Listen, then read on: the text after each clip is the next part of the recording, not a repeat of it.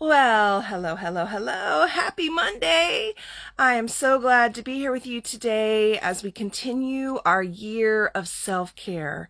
So we're going to dive right in today. It's a holiday. Happy Labor Day. I hope you all are finding some ways to relax. And if you have the day off, really enjoy soaking in the extra time for yourself. Today, I'm having a lazy day, just doing a little bit of work here at the beginning of my day. And then I'm going to be off to enjoy, I think, the beach and go for a walk. So before we do that, let's see what's in store for us this week when it comes to ways to thrive.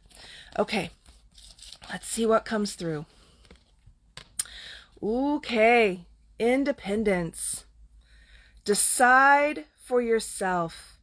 Exercise your right to choose. Goodness me. So the image here today is of this person with these beautiful butterfly wings, which, butterflies are always such a strong symbol of transformation, freedom. There's a rose, there's this, beautiful cavern kind of sitting in the back of the area with this beautiful sunset. What do we feel and what do we think when we think of independence, right? How do we create a space in which we give ourselves permission to decide for ourselves what we need, what we want, how to spend our resources, how to spend our time, how to spend our energy? Choosing is one of the most difficult things that we must cultivate as a skill. Did you know it was a skill? Did you know that choosing is a skill? It really is.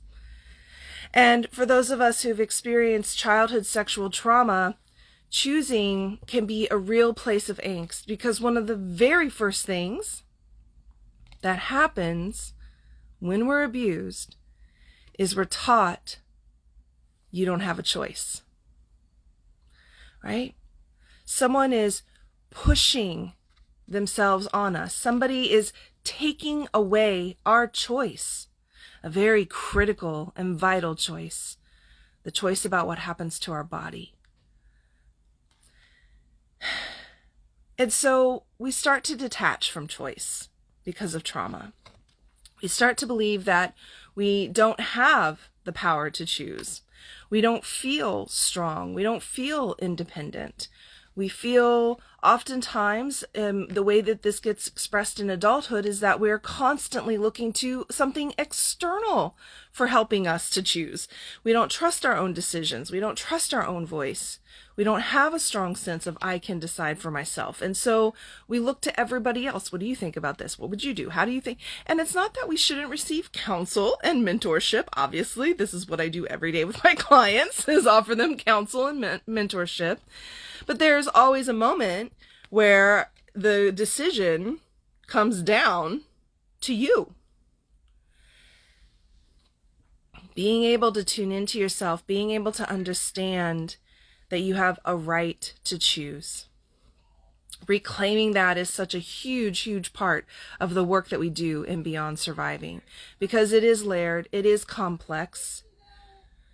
But one of the things I always tell my clients is to start trying on the idea that you don't have to always explain, justify, or defend your choice. Try to just choose without always explaining why. And this is going to start to really develop a sense of independence, a sense of I've got this, a sense of like I don't have to make sure that everybody around me accepts and validates my decision. It's my decision. This is what I'm choosing. The other thing that people get really hung up around choosing is making the right choice. Oh, what if I make the wrong choice? What if I make a bad choice? So what's really important to remember in those moments is that we really just make a choice and then we see what happens and then we make the next choice and we see what happens and then we make the next choice and then the next choice and the next choice. And that's really life. If you want to break it down in a very simple way, that's what we're doing every single day. Choose when to get up, choose what to wear, choose what to eat, choose where to go, choose what time to get to work. Like all these different things, they're just choices, one after the other. And yeah, there are some choices in life that we really can't take back. But for the most part, we can make a choice, see how it goes, and if we need to change our mind, we can change our mind, right? Like you can actually do that. And so when you start to embrace that mindset, it really reduces and relieves a lot of that anxiety that you'll be feeling around choosing. And we can cultivate a stronger sense of self, a stronger sense of independence that then allows us to create connection from a really healthy place such that we don't live in codependent or what's called intradependent, relationships. So where we're like just either kind of like just side by side or we're too enmeshed. We can have interdependent relationships that are really strong and healthy and fulfilling. So if you want to learn more about that, how to really reach that place where you have the capacity to choose powerfully, to even just tune in and know what you need, know what you want so that you can make a decision. If you want some support around relationship skills, then I really encourage you to reach out, start following the Facebook group, pop in there, start having some conversations, maybe consider filling out an application for a Discover Your Genuine Self session so that you and I can have a one-on-one and we can talk a little bit about where you are in your healing journey and see if the Beyond Surviving program would be a good fit for you to take things up a notch in your healing. So enjoy your independence today and this week and deciding for yourself. Trust yourself, listen to yourself. And as always, if there's anything I can do to be a support, I'm here.